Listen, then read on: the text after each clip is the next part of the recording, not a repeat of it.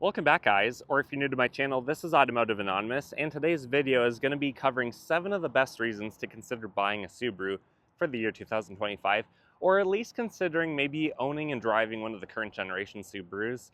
I'm never going to suggest that you guys spend beyond your means. I'm just going to suggest that you do what's right for you, and for a lot of people, for several 100,000 people anyways, buying and driving a Subaru is one of the best decisions that you've ever made. So we're going to cover 7 of the best reasons to consider.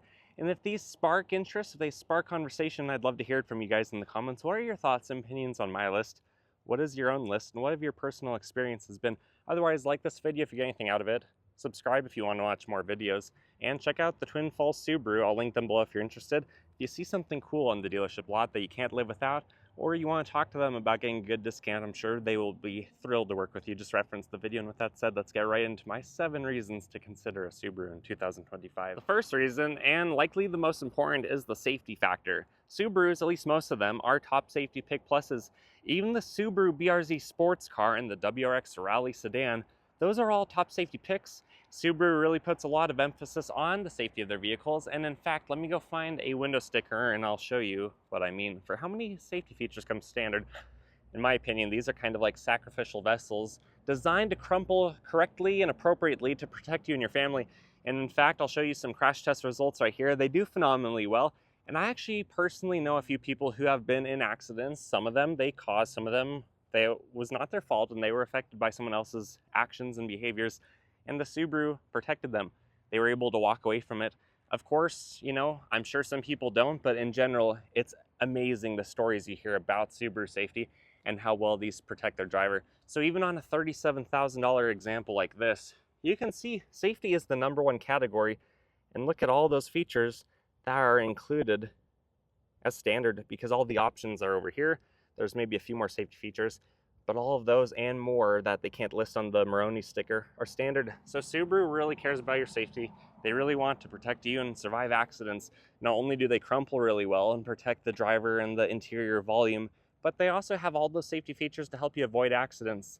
I've never caused an accident, but I have been bumped into 3 times in my lifetime. Thankfully, none of those were very bad, but still being in a safe vehicle is very important, and that's why it's the #1 thing on this list. Number 2 is all-wheel drive. It's basically a cheat code if you live in a wintry, weathery state.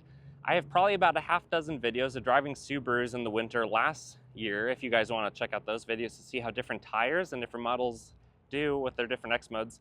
But overall, it's basically a cheat code. In the past, I've owned a couple 4x4 SUVs and trucks. They were Toyota, mid-sized vehicle, body on frame. And even with a good all-terrain tire rated for the winter, without having the right amount of weight on the bed or on the back wheel axle, without having the low center of gravity that something like a Subaru does, they just were not very confidence inspiring.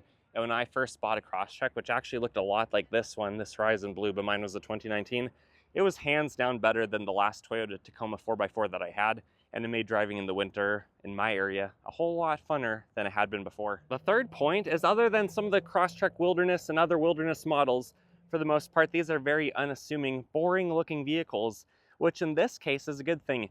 You're not going to get a lot of unwanted attention on the road. You're not going to get a lot of attention from the police or other, drivers that are going to be distracted looking at your vehicle to where they crash into you or others around you. These are very unassuming vehicles, and I have never been pulled over in a Subaru compared to the Mazda Miata that I used to have. In having it for about 15 or 16 months, I was pulled over 3 times for driving the same way I drive in my Subaru, but being the targeted car while I'm doing maneuvers and things that were keeping me safe because that was such a small car. Not easily seen, but Subarus, I never really have problems being in the blind spot of other bigger trucks, and kind of the issues that I had with the Miata. They're just easy, they're unassuming, and they keep you out of trouble, especially where they're not very powerful. Even the turbo models, they're very quick around town and getting up to highway and interstate speeds, but they're not fast. They're not fast enough to get you into trouble, which I like. The fourth reason is how big these are on the inside for their overall dimensions. There's just a lot of space, there's a lot of storage capacity. So the front of this Outback Wilderness, even with the seat really far forward, as you guys can see, there's a lot of room up here. And then the back seat, the rear seats basically fold down flat. You still have a ton of room in here, and then a ton of room in the back as well. Same thing with, say, this new 2025 Forester over here. You have a similar amount of interior volume while having a different exterior design if you preference one over the other, but there's just a lot of room.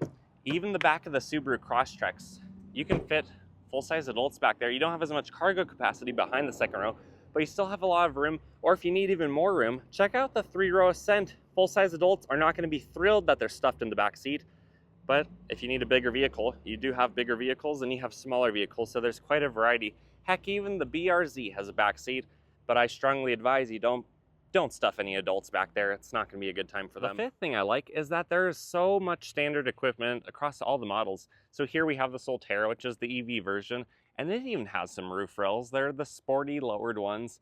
Or if we look down this aisle, you basically see nothing but roof rails. Most of them are raised. Most of them are pretty easy, convenient. They don't have a lot of road noise, or wind noise, I should say, hitting them. But there's just a lot of standard features. In addition to basically every vehicle having all the adaptive cruise settings on the left of the steering wheel, a lot of them have huge mirrors and windows, even the extra window right there, which is useful. Blind spot monitoring on the side. They all have the Subaru eyesight system, which is either 2 or 3 cameras depending on the model, that help you get a lot of information about the road and to keep you in your lane, to keep you out of trouble. But all these vehicles, they offer basically so many standard features, in addition to all having, 8.7 inches of ground clearance.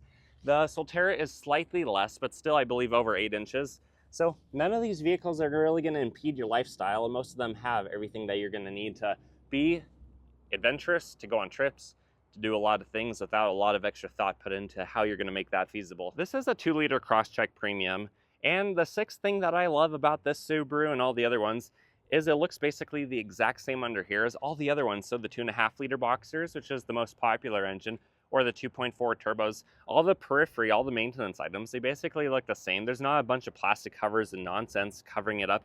There's not a bunch of unkept, untimely wires and harnesses and nonsense. Everything is tucked away. Everything has a lot of tension in it where it's not going to be moved into the wrong place. It's not going to get burnt by the exhaust.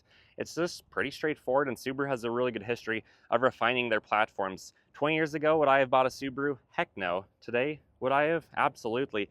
The filter, the induction, the throttle body, the intake runners, the alternator, the AC compressor, the serpentine belt, the oil dipstick, the filter, the fill, all of your other reservoirs, the battery, the fuse boxes.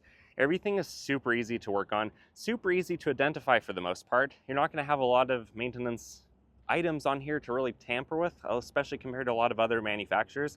But most of these you could watch a DIY video and do it yourself if you want to save a lot of money. So I like that they keep improving the platform. They're not scrapping it with every model or every generation to revise it completely and to start over again. They're just making the best Boxer engines and the best CVTs that they know how to do. And then the seventh and final thing that I love about Subaru and why you should maybe consider one for 2024 is they're very affordable, all things considered. I know these aren't cheap, and I didn't say that, but they are affordable compared to a lot of the other vehicles on the market right now. Most Subarus are going to be in the $30,000 ballpark, between 30 and 40. 40 is usually a pretty loaded out one. 30 or below is going to be a pretty basic one, while still having all those other things mentioned, the rails, the safety features, the crash test ratings, all the other things. Even this Crosstrek Wilderness currently is discounted to $33,000. So you're really not spending a lot for the quality and the overall value that you're getting. I think it's worth it for a lot of these vehicles. And again, kind of like earlier, there's a variety. There's EVs, there's 3-row SUVs, there's a brand new Forester Outbacks with turbos, there's Imprezas, there's Legacies for a couple more months. There's the BRZ if you want a sports car. There's even the WRX if you want a rally car. There's a lot of options. Having more options, I think, is really important, especially in today's time. You can research a lot of stuff online, but always check out the different dealerships of the vehicles that you might be interested in. Make sure you're finding the right one for you.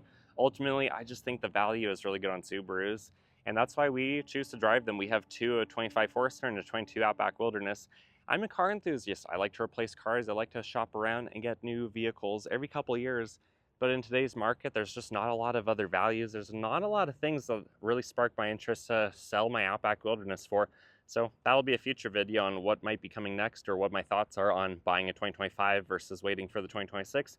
But anyways, we're going to wrap up this video. So if you got anything out of it, please consider liking this video. Subscribe if you haven't already. If you like what you see and you want to watch more, comment your thoughts and opinions below. I love to connect with you guys in the comments. I love to hear what you're thinking and what your thoughts are on this and other topics that we go over. And check out the dealership. I'll link them below. And with that said, I wish you guys the best. Hope you take care. And until next time, see ya.